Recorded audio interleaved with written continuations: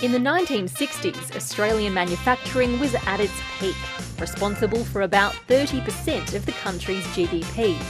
We made everything in Australia. You name it, we made it. Car making back then provided a base load of demand for products that are used across the rest of the manufacturing industry. But almost 3 years ago, Australia's last car manufacturer, Holden, closed its doors. And today, manufacturing accounts for less than 6% of GDP. Robert Campbell's business, which makes IT hardware, was one of the few to benefit from the COVID-19 crisis, when one of its main customers, the federal government, gave up on its dreams of a surplus. They let go of the reins and allowed the departments to go out and commission these pieces of equipment.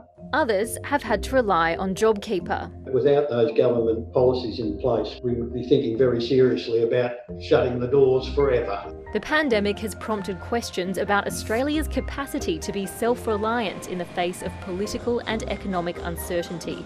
I think that this will be a global conversation now about the reliability of some global supply chains. I'll have more to say about our manufacturing sector. But manufacturers say it would take big government-led changes to reinvigorate the sector. Raise the minimum wage and get rid of penalty rates. Trying to calculate all of the penalties, levies and other things that are involved in working shift work on weekends make it a nightmare for those guys. Another big issue is the price of electricity. We were paying about 4.5 cents per kilowatt hour for electricity.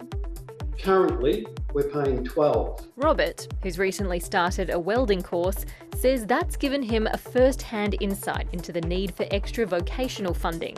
The place is full of well-maintained manual machinery, none of which exists in modern manufacturing facilities today. There's a lot of talk about high-tech manufacturing, and unless you have a wide manufacturing base, you then suffer the issues of supply across the whole industry. So, can Australia revive manufacturing? I think it's possibly too late. We can do it. We can do it.